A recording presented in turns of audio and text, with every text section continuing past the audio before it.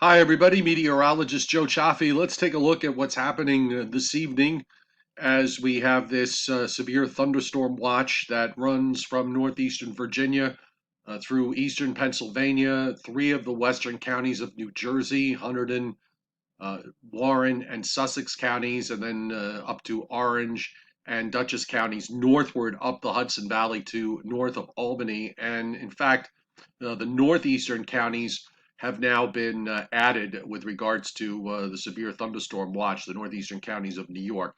The watch does not include the counties closer to the coast. It does not include New York City, the lower Hudson Valley, Putnam County southward, nor does it include any of Connecticut or Long Island. The maximum daytime heating occurred mostly in Pennsylvania and in western New Jersey, where temperatures got up into the 80s. The dew points were really juicy. We noticed that around midday on our midday update that the dew points were up in the 60s.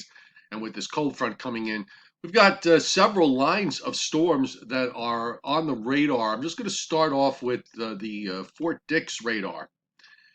And you're seeing the line coming into range here from Westminster in Maryland on the southern end, and then runs through Lancaster and then on up to Scranton. That there's a number of big cells in there. We're seeing one severe thunderstorm warning that was up earlier and has since been taken down, but there are still some very strong storms up in that particular line.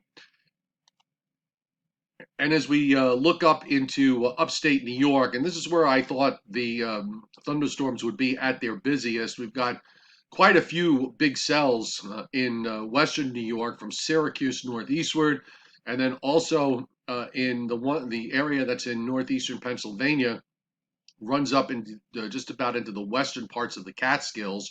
A few scattered cells to the east of there, and then a few bigger cells beginning to pop up when you look down in and around Vermont. But meanwhile, on the Upton radar, which is over central Long Island, centered over central Long Island, we're not seeing too much yet here.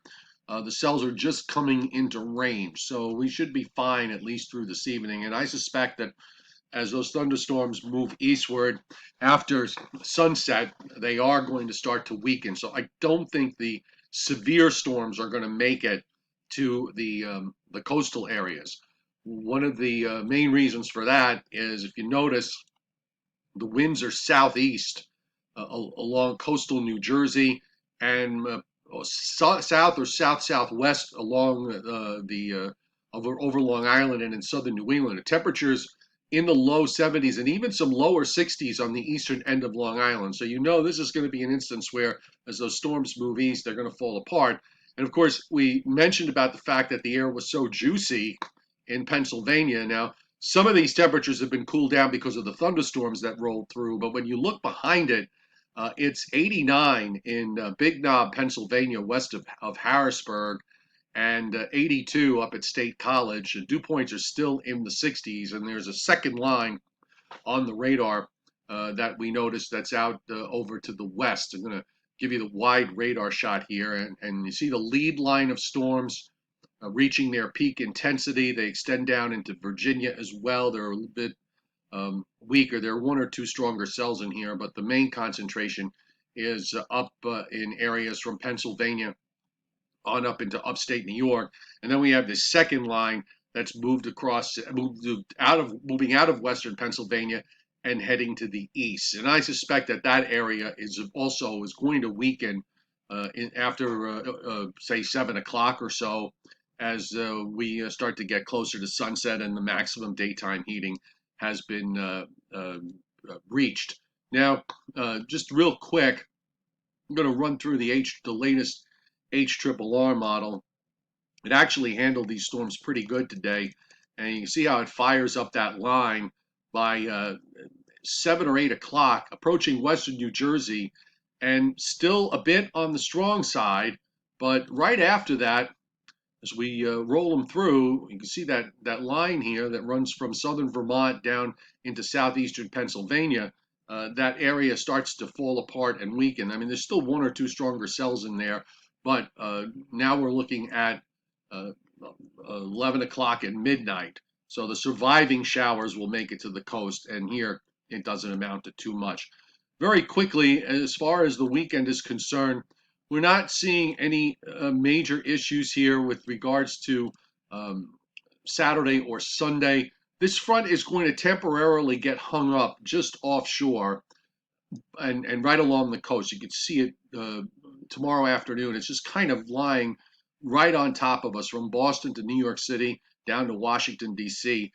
It's the dry line, the drier, cooler air is behind it, and that's going to come in for Saturday night and Sunday. And Sunday should be a nice day, but it's going to be a cool day. Temperatures only in the upper 60s to low 70s. Saturday for tomorrow, we're looking at maybe some clouds early, some sunshine develops. Temperatures are going to be mostly in the 70s to maybe close to 80. Humidity levels will be dropping off from west to east.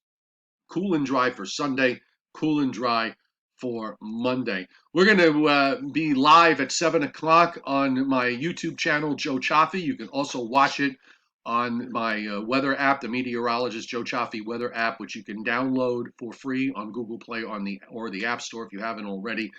Joe Rayo will be joining me, the nightly Joe and Joe weather show. That'll be at 7 o'clock Eastern time. So jump over to the YouTube channel at 7 o'clock and we'll recap and go through what's going on, and we'll take a look at the long range as well as the tropics.